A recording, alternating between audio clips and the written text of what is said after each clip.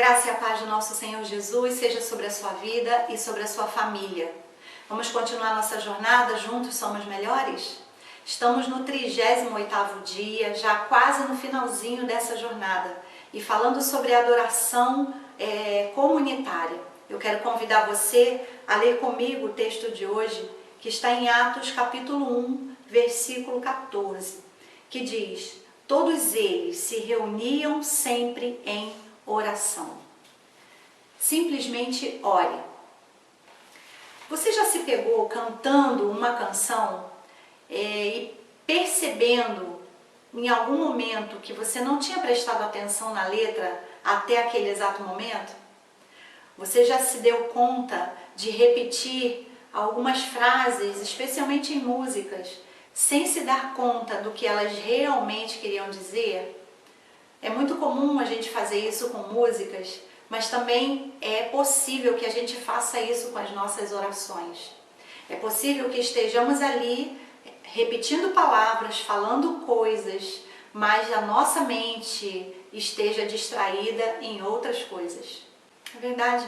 Podemos falar palavras decoradas, podemos repetir palavras usualmente utilizadas por nós, mas que já não fazem mais algum sentido para aquele momento, ou até quando fazem algum sentido, nós não estamos totalmente concentrados no que estamos dizendo.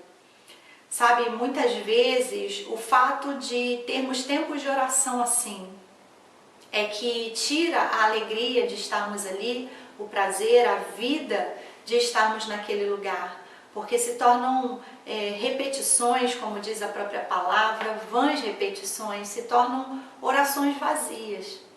A grande verdade é que o desafio está em estarmos integralmente nos momentos de oração, prestando muita atenção naquilo que estamos dizendo, nos colocando de verdade naquele lugar de oração.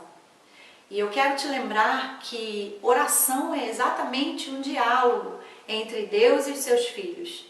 Oração requer intimidade, requer uma conversa franca, requer uma proximidade entre Deus e os seus filhos.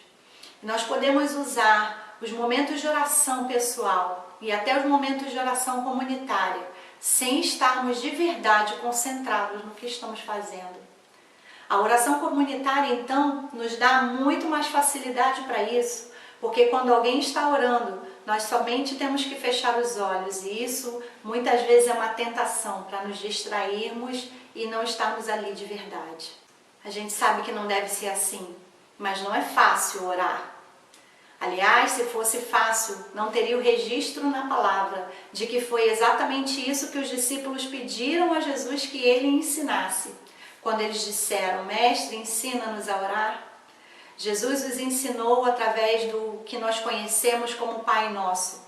Obviamente, Jesus não queria que ensinar palavras que nós pudéssemos repeti-las constantemente e sem nenhuma vida ou totalmente vazias, palavras repetidas e vazias.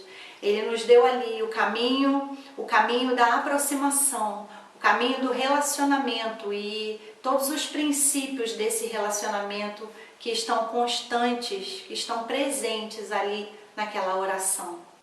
Eu queria dar algumas sugestões para que a gente tenha uma vida de oração viva.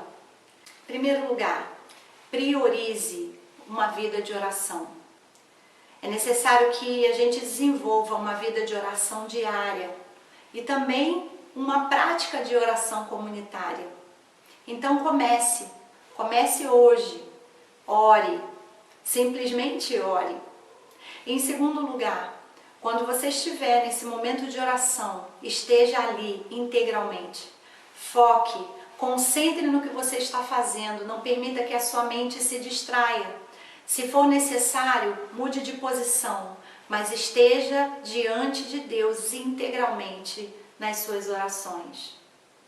Em terceiro lugar, ore com pessoas. Muitas vezes oramos por pessoas, mas não oramos com as pessoas.